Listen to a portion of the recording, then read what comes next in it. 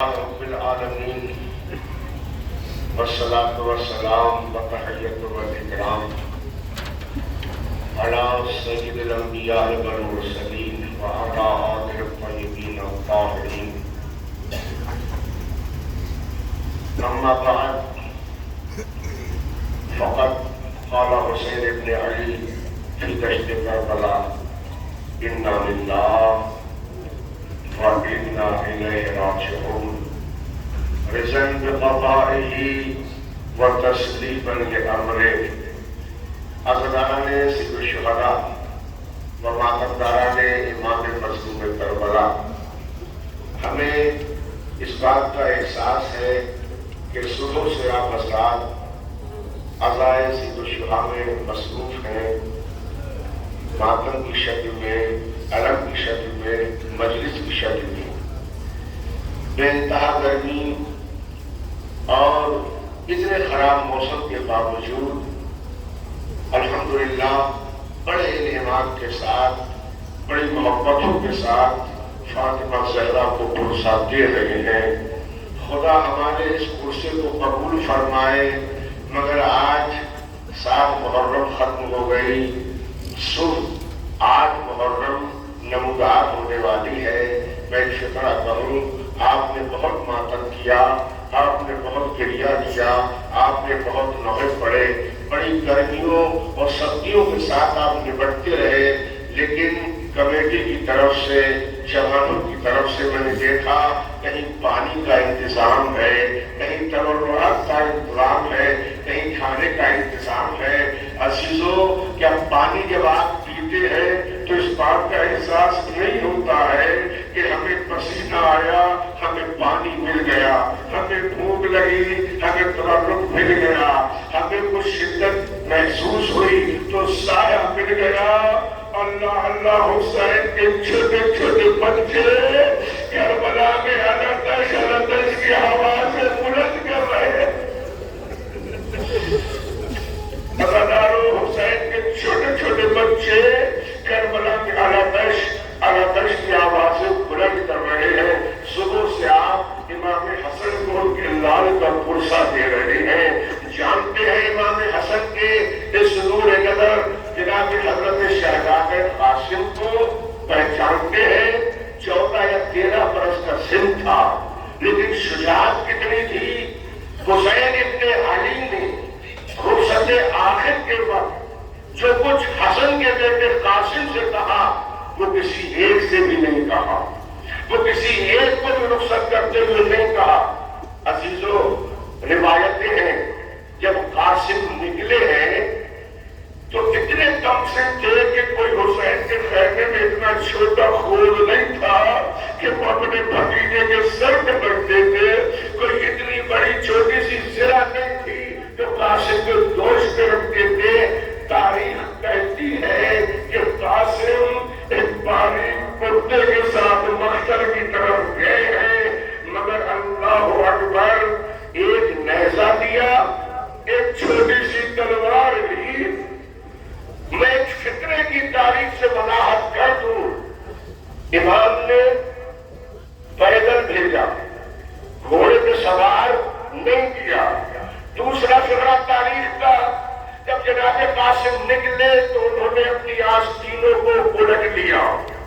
کون لڑتا ہے میدان میں؟ وہ لڑتا ہے جو بہادر ہوتا ہے، جو آر پار کی لڑائی کرنے کے لیے آمادہ ہوتا ہے۔ ایک ہاتھ میں تلوار بھی ہے، نیزہ بھی ہے، آستینوں کو الٹا۔ الٹنے کے بعد حسین نے شانے پہ ہاتھ رکھا، قاسم، میں تیرے لیے رہبان کا انتظام نہیں کر رہا، آج وقت وہ ہے کہ تجھے بابا کے اوپر لگے ہوئے ایک الزام کو صاف کرنا ہے۔ کیا الزام لگا تھا امام حسن پر؟ جب معاویہ ابن ابی سفیان نے امام حسن علیہ السلام سے صلح نامہ لکھوایا تھا، جب جنگ کی تھی اور جنگ شام سے بھی تھی کہ کمینے نے امام حسن کے لوگوں کو خرید لیا تھا اور حسن کے ساتھیوں نے حسن کو تنہا کر دیا، اور جب سپاہیوں نے حملہ کیا تو تاریخ کہتی ہے کسی نے حسن کا مسلح لوٹا، کسی نے حسن کی تلوار لوٹی، کسی نے حسن کا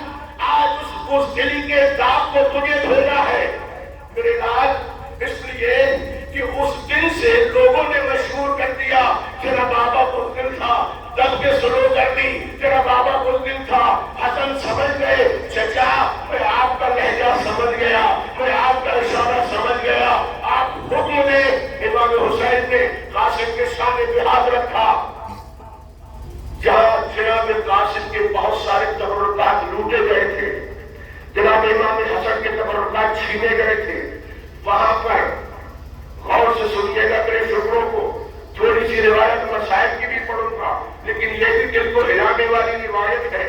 इमाम ने उस शख्स को करबला में देखा था जो इमाम हसन का साला था, जिसका नाम मोहम्मद अशद कंदी था, जो जोधा बिनते अशद जो कि ज़ौजा इमाम हसन की उसका भाई था। इस कमीने ने यह किया था कि इमाम हसन का घोड़ा जिसका नाम कादिया था उसे लूट के भाग गया था। इमाम हुसैन ने जब अस्करी अब्दुल्लाह बिन कासिम को रुखसत करने लगे तो शाने पे हाथ रखा, कहा मेरे लाल तुझे पैदल इसलिए भेज रहा हूँ, आज तुझे बाबा की शुजाअत दिखाना है। देख वो मोहम्मद अशद तेरे बाबा के घोड़े पे बैठा है, जा इस छोटी सी तलवार और नेज़े को लेके जा और आज शुजाअत हसन का मुजाहरा कर ले और पहले उस घोड़े को छीन के ले आ। अल्लाह अकबर। जनाब कासिम गए हैं, बाप चाचा जान बस आप यहीं रुकिए, गए हैं, हमला किया। रिवायतें कहती हैं एक ही कहने से मोहम्मद अशद को तहदीद कर दिया, वासिले जहन्नम किया, अपने बाबा का रहवार लेके वापस आए। अब हुसैन ने कहा अब मैं तुझे घोड़े पे बिठाऊंगा। इतना कद छोटा था कि कासिम खुद से न बैठ पाए, हुसैन ने उठाया घोड़े पे बिठाया। अब तारीफ कहती है अब जो देखा कासिम के पांव रकाबों तक नहीं पहुंच रहे हैं, कासिम के पांव रकाबों तक नहीं पहुंच रहे। हुसैन ने आगे बढ़ के रकाबों को काटा, ऊंचा किया, कासिम के पांवों को रकाबों में रखा। अजीजों सुबह से आप कासिम के मसाइल सुन रहे हैं। मैंने फिक्रा कहा था कासिम पर इसलिए भी ज्यादा रोया करो कि करबला का पहला और आखिरी शहीद है जो अपनी जिंदगी में घोड़ों की टापों से पहलवान हो गया। अजरकुम अल्लाह, खुदा आपको कोई गम ना दे, सिवाय में से कुछ शुहदा दे। और जब लाश के टुकड़े हुसैन ने अपनी कबार को बिछाया और लाश के टुकड़ों को रखा, जब खैमे की तरफ आए हैं हुसैन तो सबसे पहले ज़ैनब ने देखा, चीख के कहा भैया जब आप मक्तल से आए आपके हाथों में किसी न किसी का लाशा रहा, आप जब ब्रज के आए लाशा लेके आए, भैया कासिम का लाशा मेरा नहीं आ रहा। इमाम हुसैन ने करने पर इशारा किया, ज़ैनब कासिम का लाशा नहीं, तेरी दुआ में टुकड़े टुकड़े बना।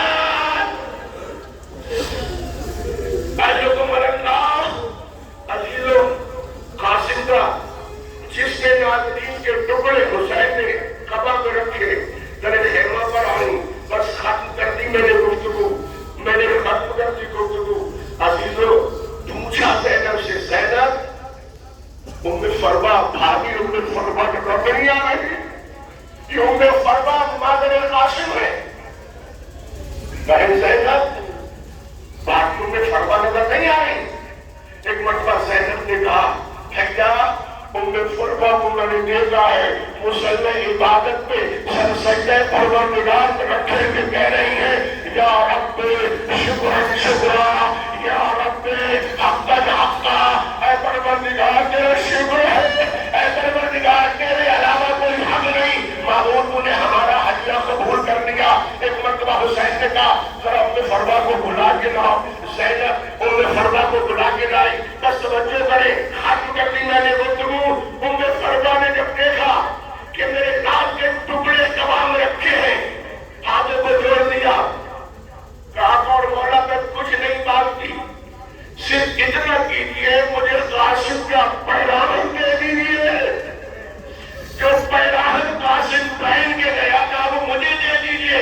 हुसैन ने कहा भाभी उस बारह पैराहन का क्या करोगी, वो तो फट गया है, वो तो टुकड़े टुकड़ों में पड़ गया है। क्या नहीं मुझे दे दीजिए, मैं जो करूंगी वो बाद में करूंगी। हुसैन ने उन्हीं टुकड़ों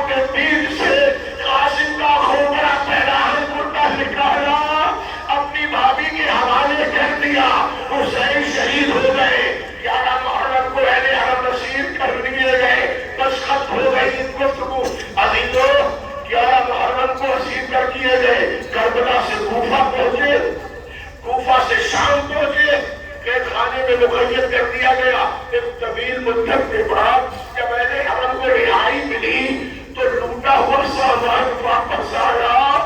قاسم کا وقوع تھا. جناب ام فروا نے کپڑے کی گٹھری میں چھپا لیا تھا. مدتوں کے بعد جب تبرکات میں فقط ام فروا کے پاس ایک گٹھری نہیں، ام رباب کے پاس بھی ایک گٹھری تھی جس پہ حضرت کا ہنگرا بولتا اور جھولے کی جلی ہوئی لکڑیاں تھیں. بس ختم ہو گئی گفتگو. عزیزوں، شام سے مدینے کو طرف چھٹ کے آئے ہیں نا یہ لوگ. تو جناب ام فروا نے کہا، جناب ام فروا نے کہا میرے ناظم کو محلے بنی ہاشم میں نہ لے جانا. جب قافلہ مدینہ پہنچا کیا میرے ناظم کو بنی ہاشم کے محلے میں نہ لے جانا بلکہ میرے ناظم کو جنت البقیع کی طرف بھیج دیا جائے. جنت البقیع وہ جگہ ہے جہاں امام حسن مصطفیٰ کی رحل ہے. عزیزوں، ناظم کو جنت البقیع کی طرف موڑا گیا. روایت کہتی ہے ام فروا نے اپنے کو حسن کے لاشوں میں گرا دیا. اب جو بیان کرنا شروع کیے روتے روتے ایک مرتبہ اپنی گٹری کو کھولا. ایک مرتبہ قاسم کا خون بنا کرتا اٹھایا، قبر حسن میں بٹھا دیا. اے والیوں والے، قاسم کو لے کے گئی تھی. قاسم راج خدا میں کہاں آ گیا؟